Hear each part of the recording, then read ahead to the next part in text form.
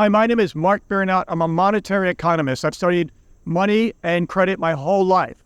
In this video, I want to ask the question, why doesn't Ukraine just produce the whole king caboodle of Russian Ruble counterfeit and inject it into the Russian economy? And what would be the effect?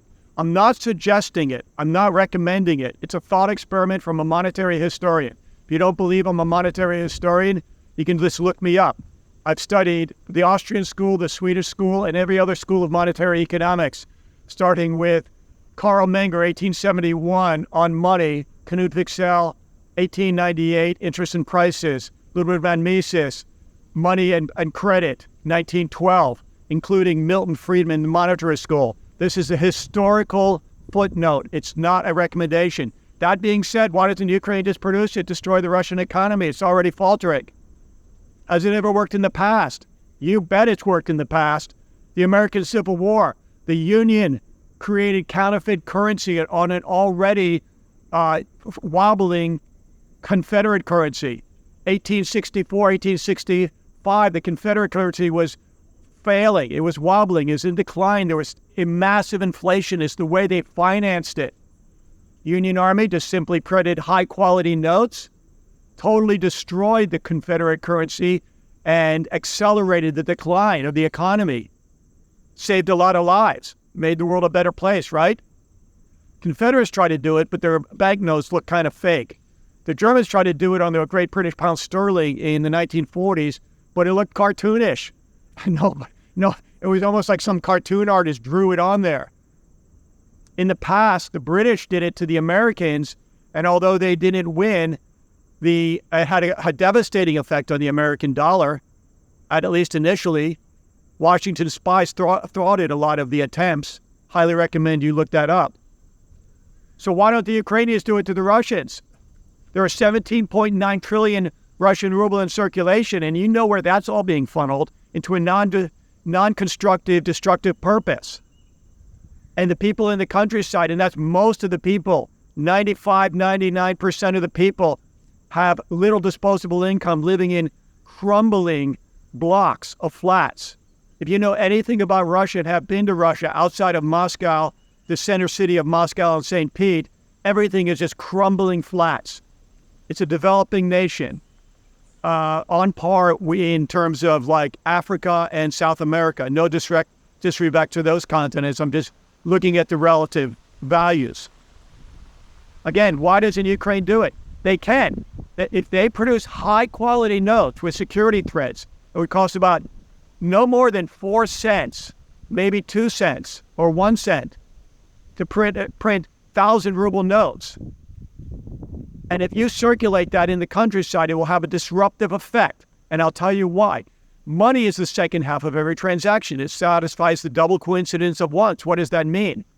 It means I grow hot peppers. I can't take those hot peppers to market and trade it for clothing. I'd have to find somebody who wants hot peppers and who makes clothing. So money is used as the medium of exchange. Think about it. A lot of people say, oh yeah, money is medium of exchange, store of value, unit of account. But what does that mean? It means I trade something for money. The second half of every transaction is money. And that's why Ludwig van Mises and F.A. Hayek and the Gunnar Myrdal and Wicksell said, if you have disruption in the monetary market, it will create, David Davison also, have real effect on the real sector, the real economy. Because if my hot peppers are at disequilibrium, so what? There's disequilibrium in the pepper market. Even oil, you say, oh, wow, oil, but there are substitutes and complements. Look at Europe, 2023. But if there's disequilibrium in the money market, what happens? Every single market, for potatoes, for clothing, for the price of flats, apartments, for energy, every single market is disrupted because money is the second half of every transaction. Are you telling me that's not going to have a disruptive effect on the economy? I can give you countless examples where countries, free countries, good countries like Ukraine have done this.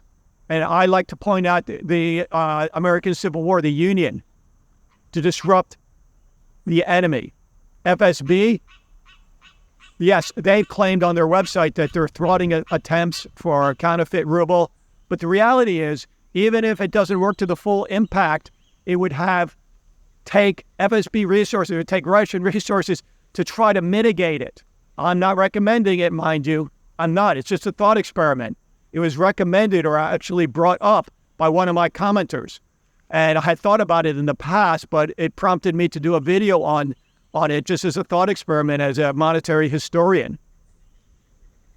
And the impact, well, the Russians could do it to the Ukrainians. Well, not as effectively, because first, in Ukraine, it's a free economy. It's a free market. In Ukraine, you could take dollars and rubles and Polish zloty and Great British pound sterling, Japanese yen. You can exchange it as an exchange market. In Russia, it's a closed economy.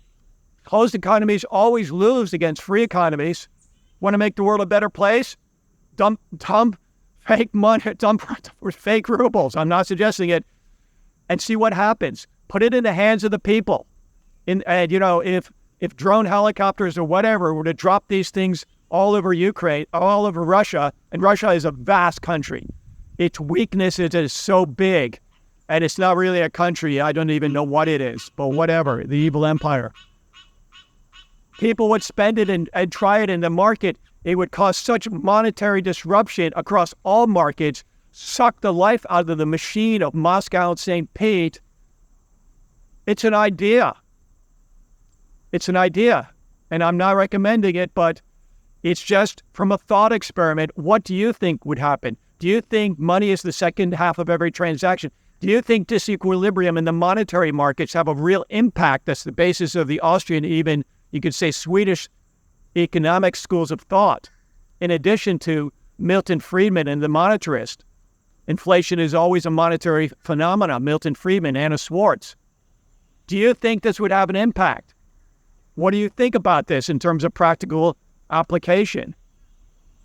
We're not talking about doing anything destructive to human life. If anything, it create a stimulus in the countryside of the poor, suffering souls of the Russian countryside, and it would sap this non-productive, destructive engine that's trying to be created in Moscow in the centralization of power. It might make the world a better place. Just a thought experiment. My name is Mark Birinat. I'm a monetary economist. Have a great day. Thank you very much.